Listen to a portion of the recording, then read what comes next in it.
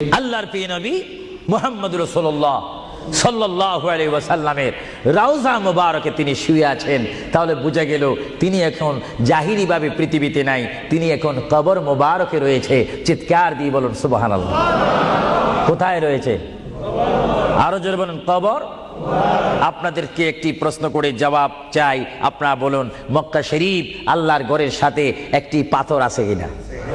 যে পাথরে চুমা দিলে কি গুনাহ হয় না গুনাহ মাফ হয়? আওয়াজে বোঝা যায় কিছু কিছু গুনাহ হয়। জোরে বলেন গুনাহ হয় না গুনাহ মাফ হয়? ওই পাথরটির নাম কি? আসওয়াদ পাথর। মূলত ওই পাথরটি হচ্ছে একটি ফেরেশতা। এখানে চুমা দিলে গুনাহ মাফ হয়।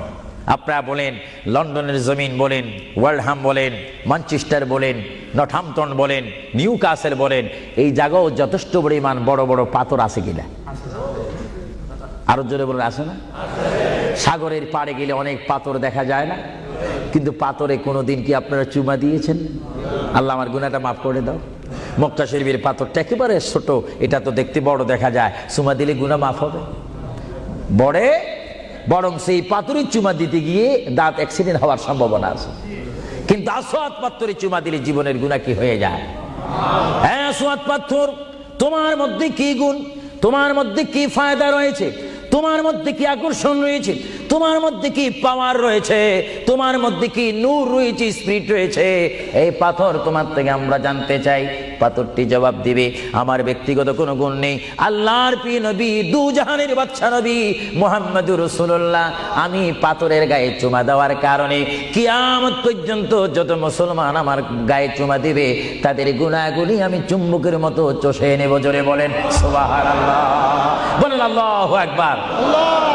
তাহলে মুহাম্মদ রাসূলুল্লাহ যে পাথরে চুমা দিয়েছে, সেই পাথরে চুমা দিলে গুনাহ হয় না গুনাহ চলে যায়? আরো জোরে বলেন গুনাহ। যদি পাথরকে রাসূল পাক হাত দেওয়ার কারণে পাথরের যদি এত গুণ হয়, এত স্পিরিট হয়, এত গুণগান হয়, আর সেই রাসূলের দরবারে যদি আপনি উপস্থিত হয়ে ইয়া রাসূলুল্লাহ করে ডাক দেন, আপনার গুনাহ মাফ হওয়ার ব্যবস্থা আছে কিনা? আরো জোরে বলেন আছে কিনা? আমার আল্লাহ বলেন, হ্যাঁ পৃথিবীর মানুষ, হ্যাঁ আমার বান্দারা, তোমরা দুনিয়ার মধ্যে গিয়েছো, আমি তোমাদেরকে দুনিয়ার মধ্যে পাঠাইলাম।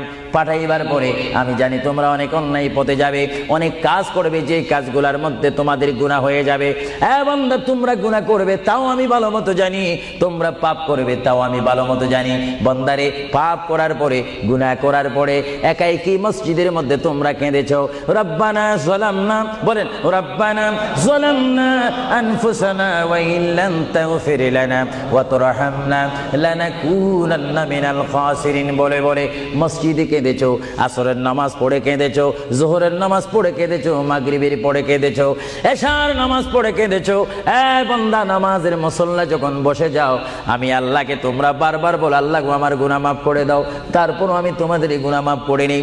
তারপরও তোমরা নিশি রাত্রে, মানুষ যখন ঘুমে যায়, তোমার বিবি যখন ঘুম যায়, তোমার ছেলে যখন ঘুম যায়, তুমি নিশি রাত্রে ঠান্ডা পানি দিয়ে ওযু বানিয়ে নামাজের মুসল্লায় বসে তুমি আবার যখন ডাক দাও, রব্বুল আলামিন, পৃথিবীর কোনো মানুষ আমার গুনাহ সম্পর্কে জানে না, তুমি আমার গুনাহ সম্পর্কে জানো।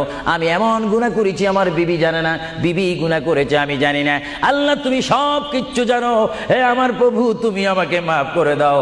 আমার আল্লাহ বলে, তারপরও যদি তোমাদেরকে আমি মাফ না করি, তারপরও বান্দা তোমরা আমার রহমতের দরজা থেকে ফিরে যাইও না। আমি তোমাদেরকে হুকুম দিচ্ছি, ওয়ালাউ আন্নাহুম ইয যালামু আনফুসাহুম জাউকা, বান্দারে যদি গুনাহ করে ফেলো, আমার রহমত থেকে মুখ ফিরে তুমি চলে যাইও না। বান্দা, আকাশ পরিমাণ যদি গুনাহ করো, পাতাল পরিমাণ যদি গুনাহ করো, সাগরের পানি পরিমাণ যদি গুনাহ করো, পাহাড় তুলনায় যদি তুমি গুনাহ করো, আমার দরবার থেকে তুমি নিরাশ হইও না।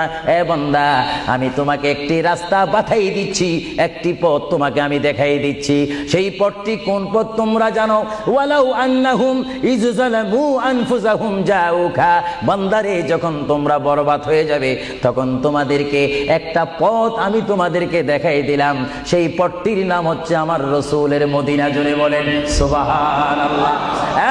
বান্দা আমার নবীর দরবারে গিয়ে কেঁদে কেঁদে তোমরা বলো, ইয়া রাসূলুল্লাহ, ইয়া হাবিবাল্লাহ, আয়াকা ইয়া রাসূলুল্লাহ।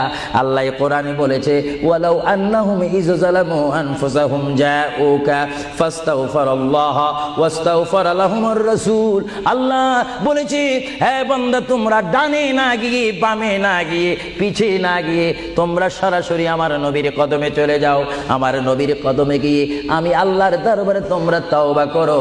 তওবা করতে করতে তোমাদের চোখের পানি যখন বাইর হয়ে যাবে, আর ওই মুহূর্তে যদি আমার বন্ধু যদি তোমাদের জন্য আমার দরবারে সুপারিশ করে, আমি আল্লাহ তোমাদেরকে ওয়াদা দিয়ে দিলাম, গ্যারান্টি দিয়ে দিলাম, আমার রাসূল যদি তোমাদের জন্য আমার দরবারে সুপারিশ করে, সঙ্গে সঙ্গে বান্দা তোমার অতীতের জীবনের কবিরা সগীরা গুনাহ মাফ করে দিব। জোরে বলেন সুবহানাল্লাহ, আরো জোরে বলেন।